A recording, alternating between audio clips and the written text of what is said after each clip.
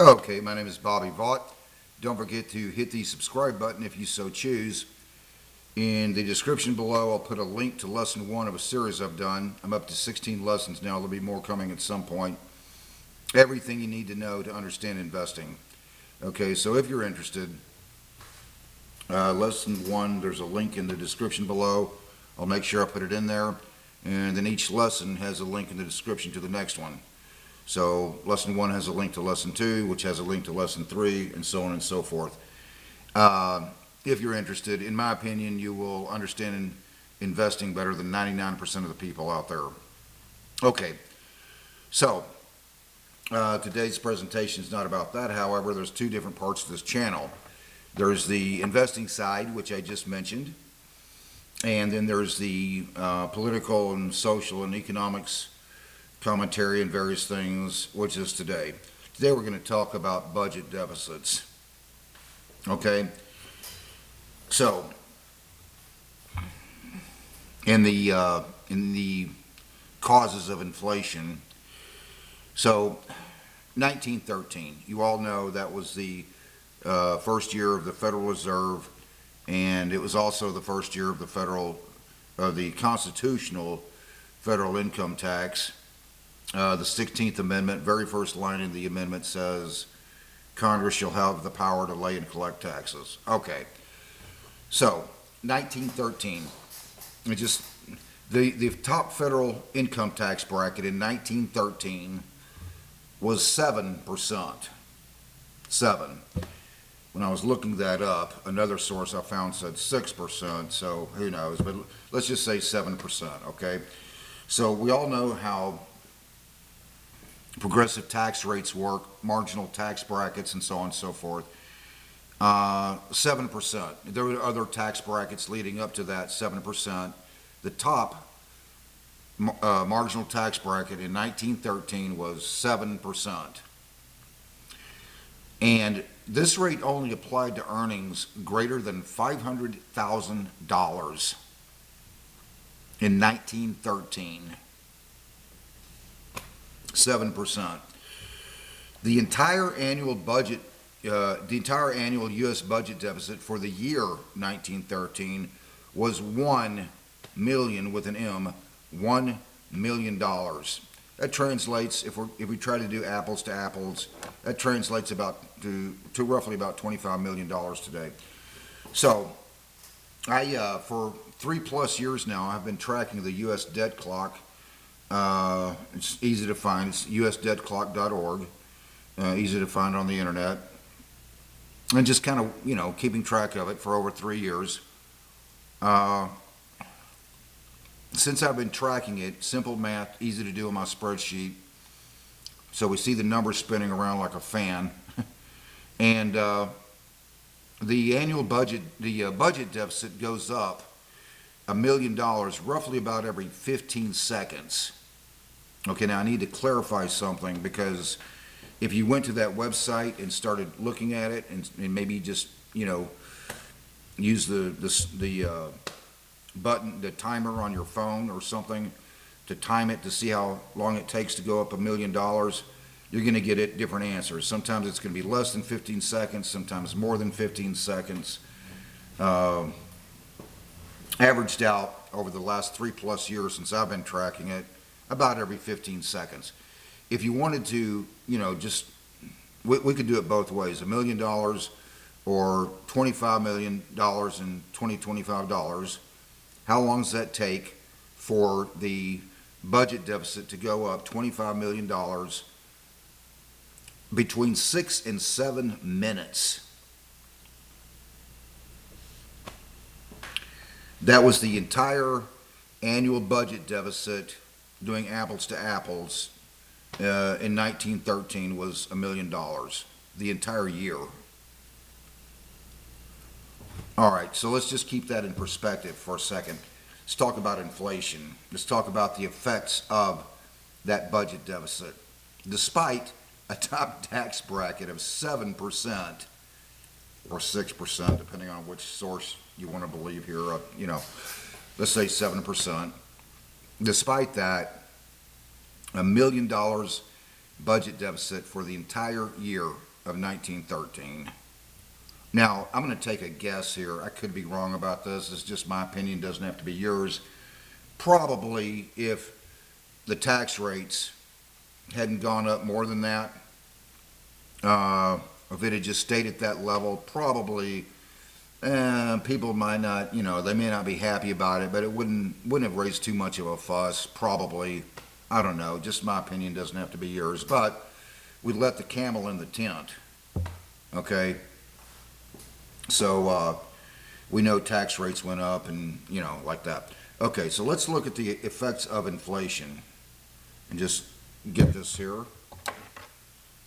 Inflation, in my view, the most cruel thing, proactive cruel thing that government could do to you economically is inflation, with the exception of just socialism itself. Socialist logic, there's a contradiction in terms, goes like this.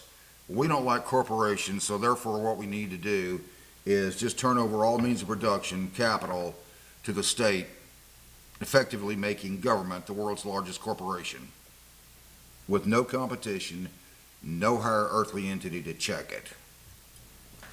So other than, I mean, that would be insanely cruel, obviously.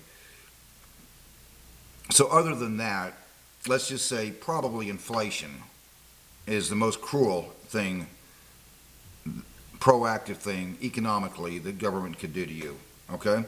So here's the effects of inflation. Let's just take a look at it here.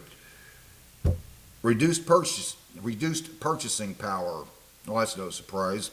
Inflation erodes the value of money, meaning a given amount of money buys fewer goods and services. Decreased savings value. It reduces the real value of your savings and investment. Savings accounts and other fixed income investments lose value as inflation rises, reducing the real return on these investments. Increased cost of borrowing. Higher inflation often leads to higher interest rates, making borrowing more expensive for both businesses and individuals. What does that lead to? Well, it leads to lower economic growth, opportunity growth, job creation, impact on fixed income earners. Individuals with fixed incomes, the elderly basically, individuals with fixed incomes like pensioners may experience a decline, may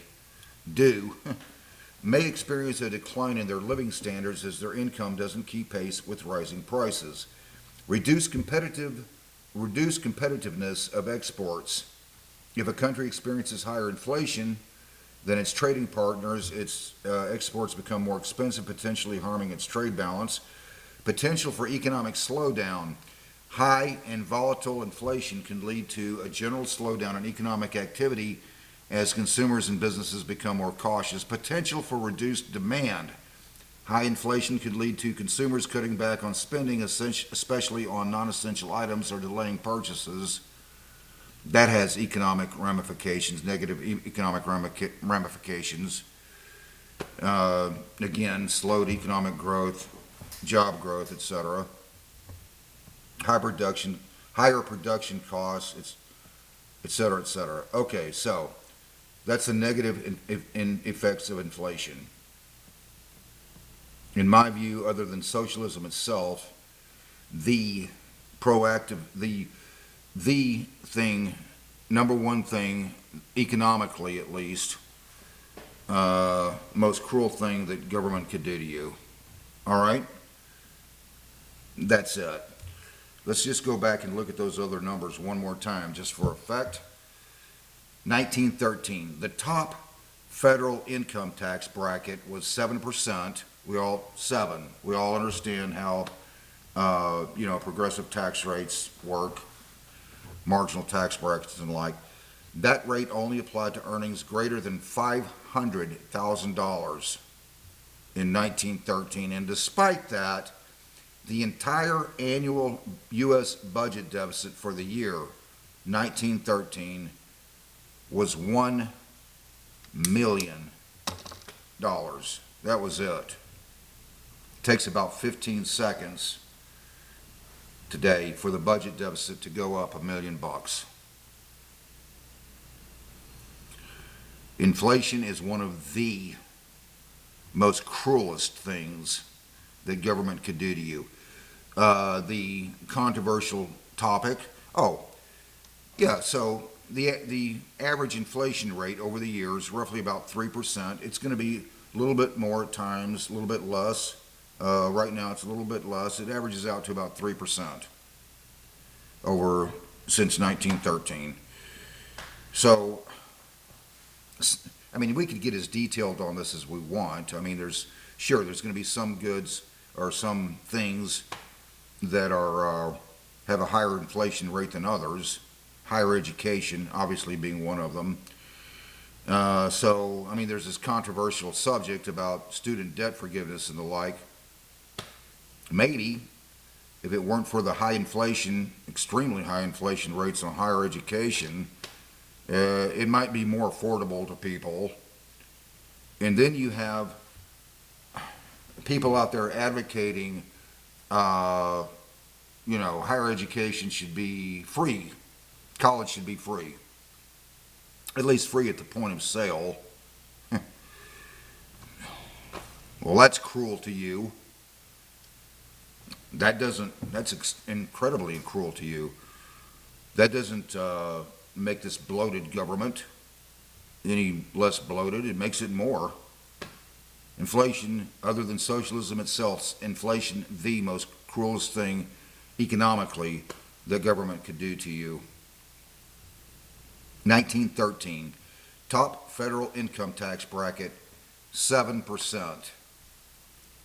That rate only applied to earnings over $500,000 in 1913. The entire annual U.S. budget deficit for the year 1913, the whole country, was $1 million. You think this government isn't bloated? Let's not kid ourselves. Yes, it is. Until next time, hope you have a great day. See you then.